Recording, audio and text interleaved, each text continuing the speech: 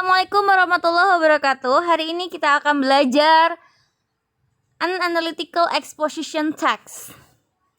Sebelum kita belajar, marilah kita baca basmalah bersama-sama. Bismillahirrahmanirrahim.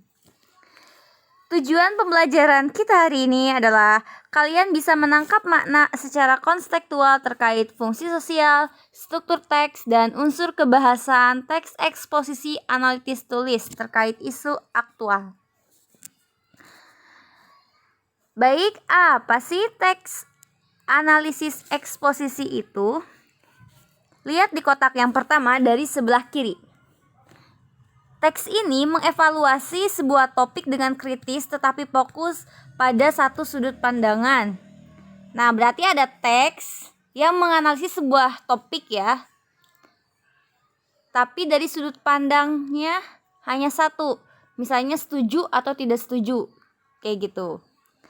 Selanjutnya yang tengah, dalam kehidupan kita, jika kita mencoba untuk meyakinkan seseorang terhadap sebuah isu, nah berarti kalian menggunakan teks eksposisi, kayak gitu. Selanjutnya di kotak yang ketiga, argumen kalian dan poin-poin kalian itu harus didukung dengan fakta-fakta dan informasi yang relevan. Kalimat tesisnya juga harus dituliskan kembali di conclusion, dinyatakan kembali di conclusion ya. Jadi nanti ada conclusionnya di teksnya. Ada kesimpulan. Apa sih fungsi sosial dari teks ini? Ngapain kita mesti nulis kayak ginian ya? Tujuannya itu ya untuk meyakinkan pendengar kamu atau pembaca biar mereka itu melihat dari perspektif kalian kayak gitu. Contoh teksnya itu apa aja? Ada legal defenses, ada speech, ada editorials, ada newspaper articles, essay, political leaflet, letters. Nih, yang mungkin sering kalian baca itu newspaper article ya. Jika kalian perhatikan, artikel-artikel di koran itu menggiring pembaca untuk mengikuti atau sependapat dengan penulis.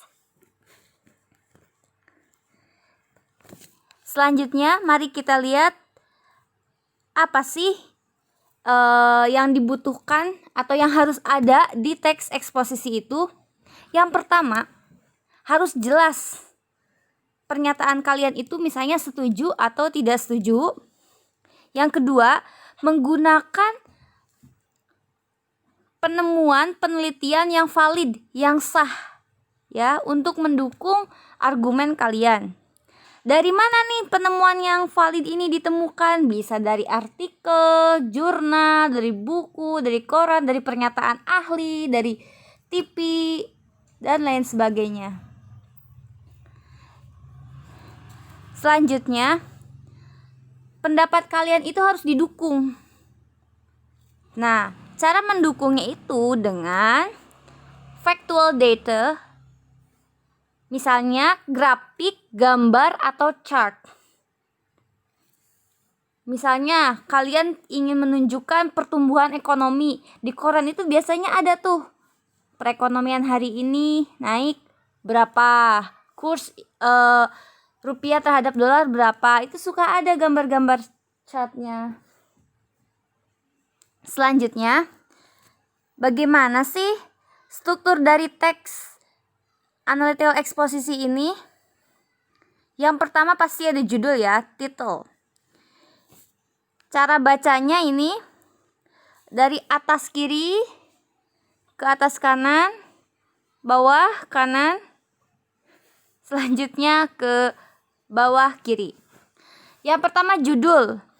Judulnya ini harus jelas sudut pandang kita apa, setuju atau tidak setuju terhadap isu. Yang kedua, introduction. Introduction itu perkenalan thesis statement.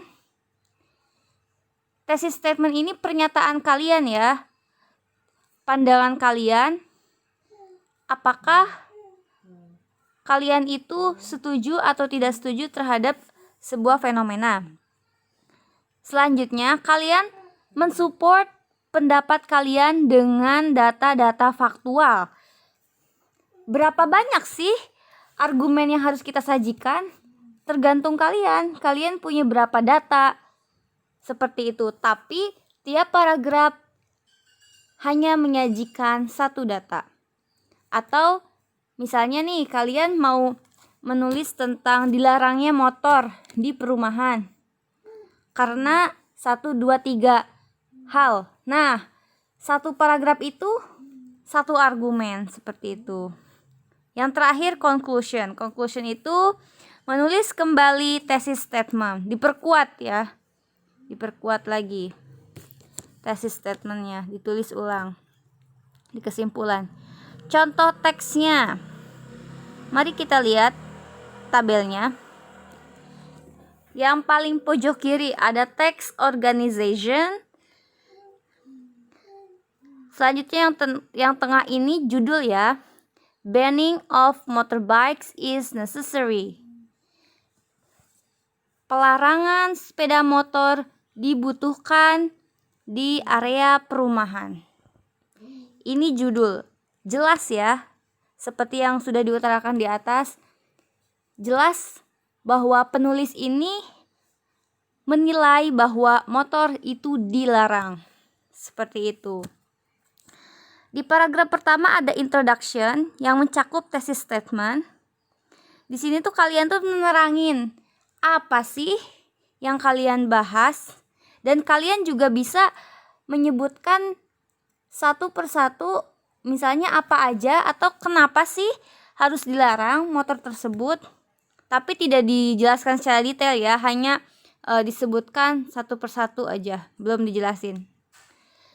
Nah, di fitur bahasanya ada apa? Ada mental verb, yaitu kata kerja mental. Seperti I think, saya pikir, saya percaya. Ini mental ya, kata kerja mental. Kata kerja yang berhubungan dengan mental ya. Kan kalau berpikir itu bukan gerak gitu, tapi mental ya.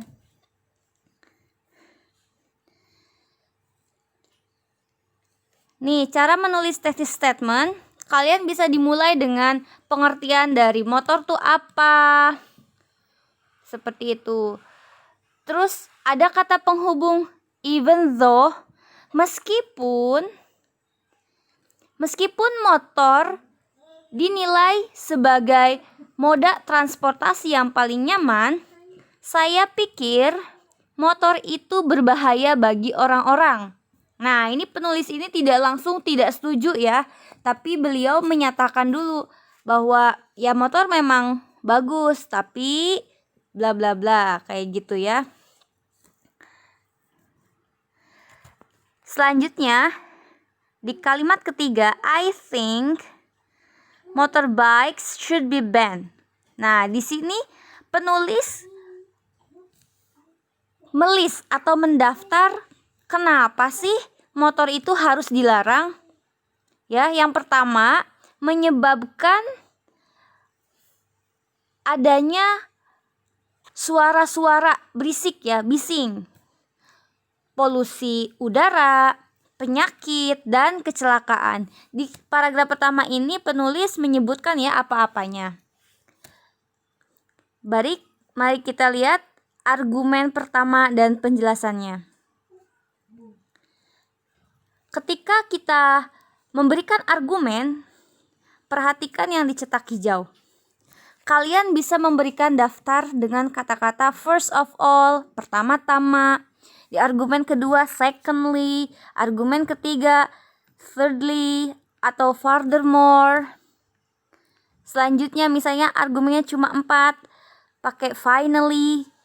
Seperti itu. Jadi biar kelihatan, oh ini nomor sekian, seperti itu. Nah, di sini kalian pakai conjunctive relations. Kata penghubung relasi. pertama-tama, kedua, itu adalah kata penghubung relasi ya. Kalian sebutkan dulu pertama-tama apa motor tuh kenapa nggak boleh ada di perumahan. Dan kasih data kenapa sih argumen itu benar. Di sini penulis menyebutkan hasil research ya, hasil penelitian dari Science Daily. Ini di akhir paragraf ada dalam kurung Science Daily, berarti sumbernya dari situ. Ditunjukkan researchnya itu has shown, researchnya telah menunjukkan bahwa bla bla bla bla bla. Nah, ini ditulis penyebabnya kenapa. Terus ada kata-kata consequently. Konsekuensinya, nah ini menunjukkan sebab akibat ya. Menunjukkan sebab akibat. Yang kedua itu argumennya adalah air pollution. Katanya ya. Air pollution. Adanya polusi di udara.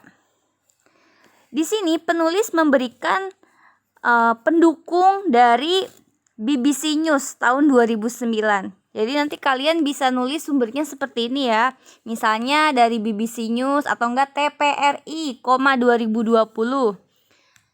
Nah, kenapa motor itu dilarang di perumahan? Seperti itu. Di paragraf kedua ini, fitur bahasanya ada accidents. Yang warna ungu ya, adanya kecelakaan. Seperti itu. Selanjutnya, argumen ketiga, yang warna ungu kita lihat ada kata-kata children and parents. Berarti ini tuh ada sudut pandang dari anak-anak dan orang tua. Pada argumen ketiga, katanya extremely difficult to sleep. Nah, jadi suara motor yang vroom vroom itu membuat susah untuk tidur. Karena kita tahu ya, kalau bayi itu bisa mendengar 20 desibel lebih besar daripada orang dewasa. Jadi, memang sangat mengganggu.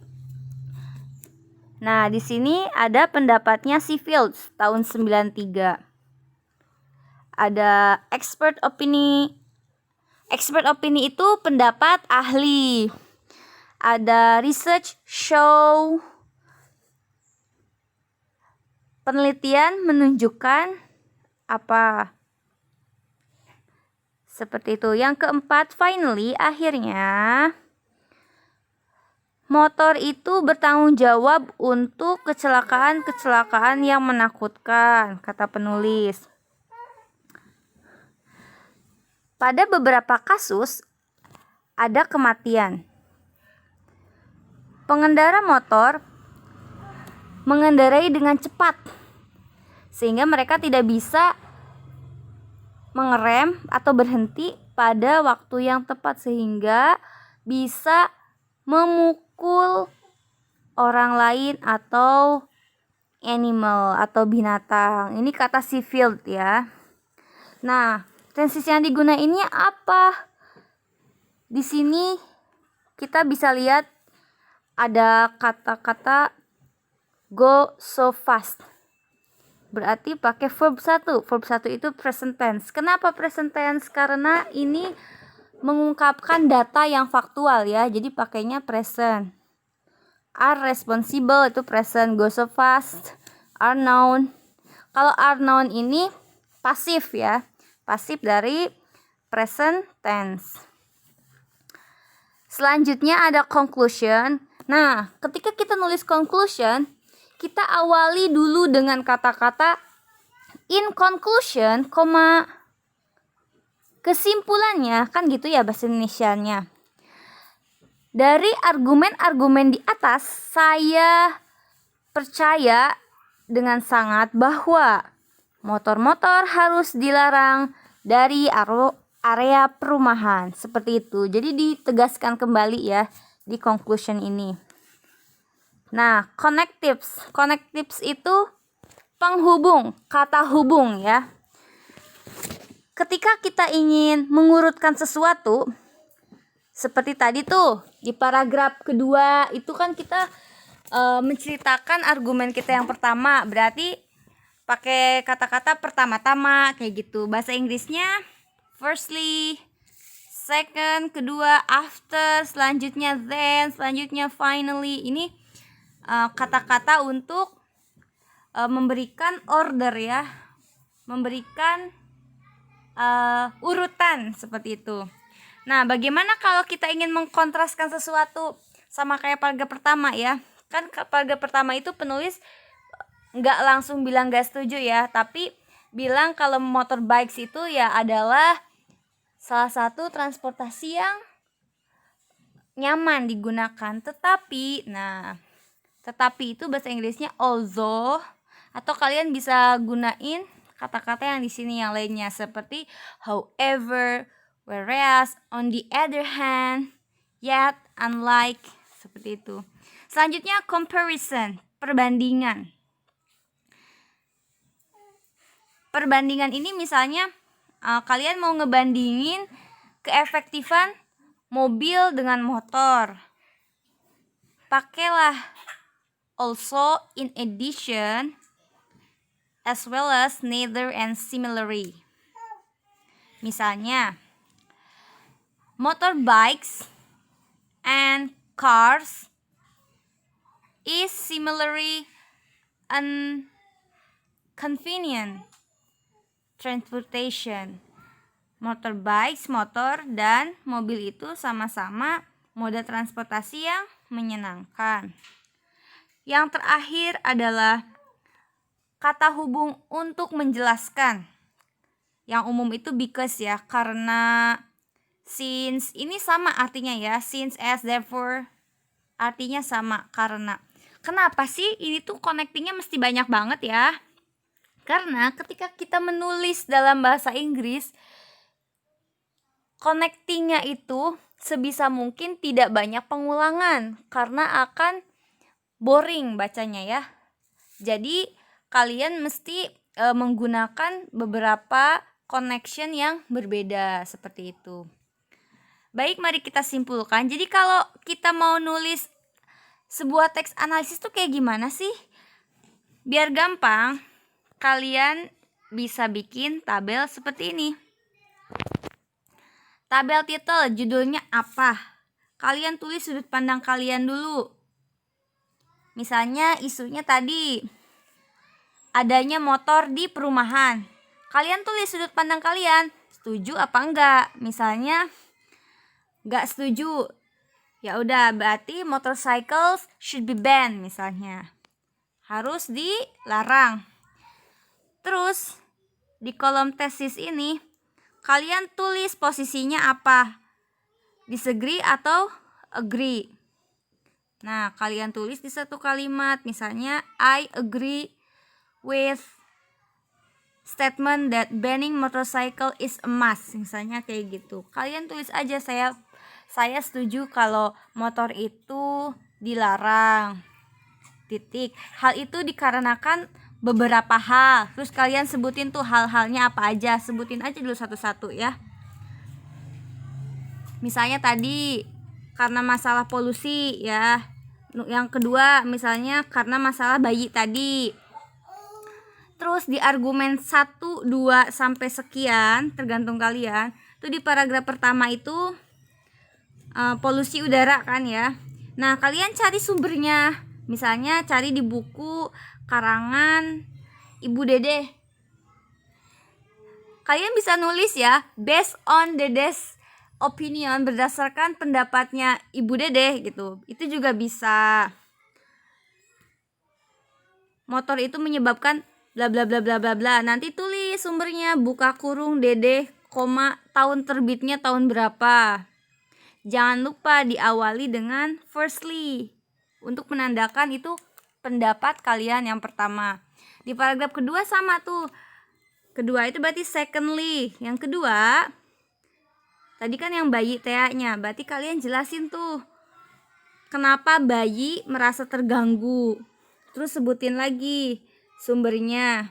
Misalnya dari bukunya si Badrut Tamam, tulis Badrut Tamam, 2020 kayak gitu. Terakhir kalian tulis conclusionnya atau reiteration dengan kata-kata therefore atau enggak finally gitu. Tulis lagi yang tadi judul tuh. Oleh karena itu, motor harus dilarang di area perumahan. Seperti itu. Terima kasih atas perhatiannya. Mari kita berdoa dengan mengucapkan hamdalah bersama-sama. Alhamdulillahirabbil alamin. Assalamualaikum warahmatullahi wabarakatuh.